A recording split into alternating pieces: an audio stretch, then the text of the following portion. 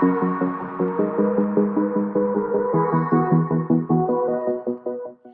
guys, Katie Mild. Welcome not only to the Money Minute, but the first Money Minute of 2021. We made it, guys. Welcome to the new year. So, when you see this video, it's New Year's Day 2021.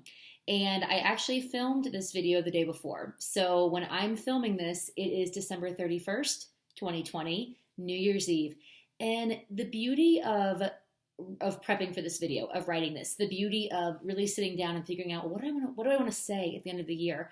The end of any year is a natural reflection point, right? It's a time to really look back and go, okay, what worked this past year? What didn't work? What are areas of improvement? What do I want to change and what do I want to become in the next year to follow? So today, what I'm quickly going to do is give you an overview, a year in review of 2020. Okay, so you can Google, YouTube, there are thousands of ways to conduct a formal year-end review plan, right? So to look at all these different metrics of things as you look back on goals, if you achieve them, if you hit them, and then tweaking and sitting down and setting up the next time to come, okay? But there are three areas that I think are really, really crucial. And whatever method you decide to use, these three areas cannot be underestimated, okay? So the first area, I'm looking at notes as we talk, okay? The first area, it's really, really important to track. Whatever you decide to do, whatever you decide that you want to improve upon and get better at, it is so important to track because what you track grows. What you track inevitably gets more of your focus, gets more of your purpose, and gets more of your intentionality. So don't underestimate the power of tracking. How can you track?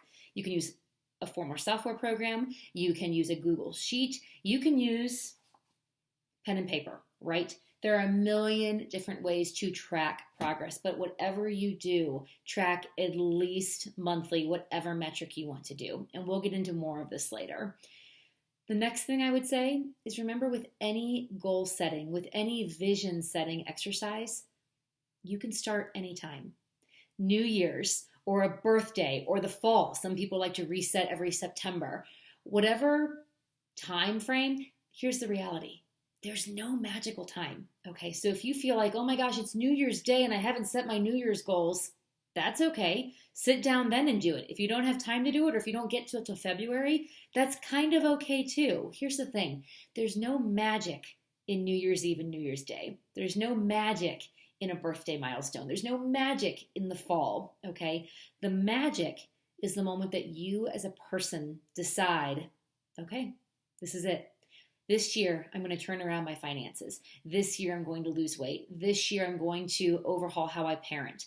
This year, I'm going to prioritize my family. This year, I'm going to get that promotion at work. This year, I'm going to sell X amount of homes. Whatever your big driving why, whatever your goal, whatever your vision is, you can start it anytime. Okay, so if you miss New Year's 2021, don't wait till New Year's 2022. Start right then. Start when you feel ready. Or I take that back. Start before you feel like you're ready. And I can get into more of that later. So, diving in really quickly, let me tell you about our year in review. And with years in review, I always like to look at what went right. You've got to celebrate the wins. Where are areas room for improvement?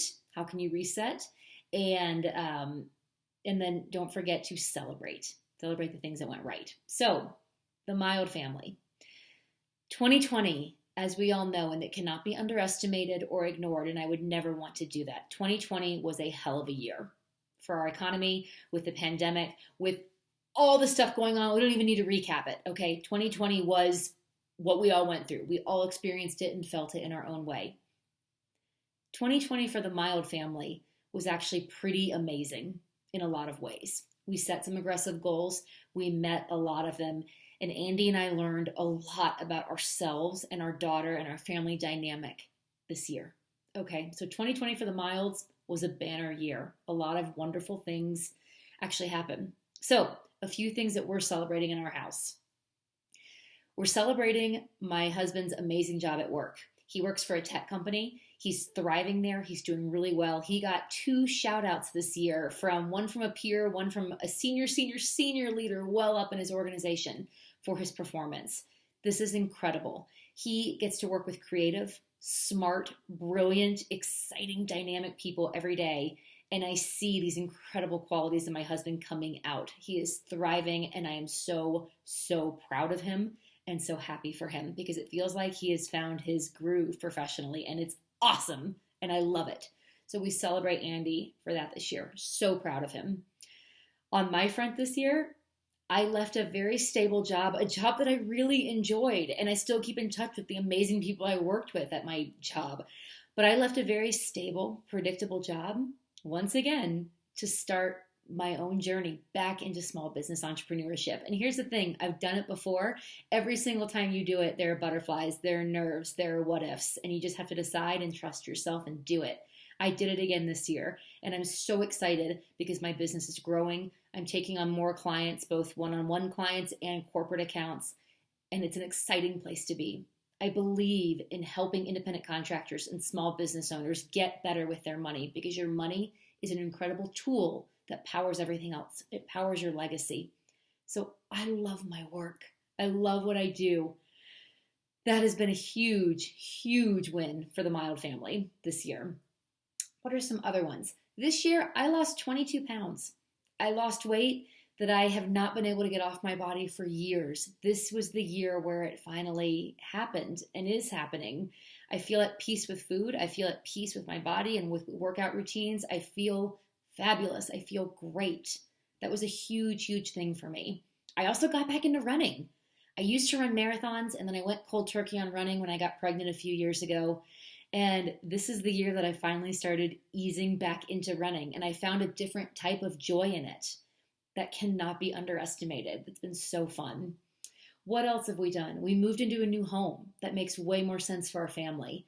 Our goal every year is to grow our net worth by 20%. This year we grew it by 27%. We smashed our goal. We're thrilled. What else? Here's a big one. Here's actually a really, really big one.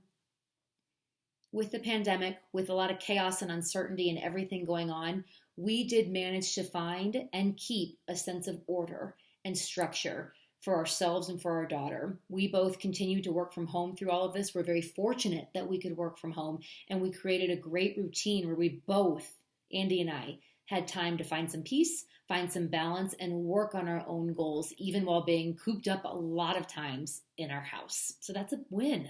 That is absolutely a win. Now, the next step, when you do a year in review, look for areas of improvement.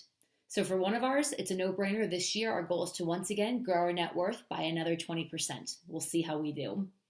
We want to pick up 1 to 2 investment properties this year. We're definitely purchasing one, more to follow on that. We'll probably buy it in Q1. If we can stretch it, we'd love to pick up a second one in our target market. So more to follow on that. So the goal, 1 to 2 investment properties this year. For me, a goal this upcoming year, I want to find more peace in parenting. Our daughter now is 2. She's a rambunctious toddler, but with that, I get impatient a lot. It's something I'm always working on. So one of my goals is to exercise more patience with my daughter and find the joy even in the crazy, non-Pinterest worthy, imperfect moments. Because here's the reality, life is imperfect. I want to work on being a more present parent, being better with her, and being more patient. Because these little moments with her, as she keeps growing, we're never going to get those back, right? Let's see, what else?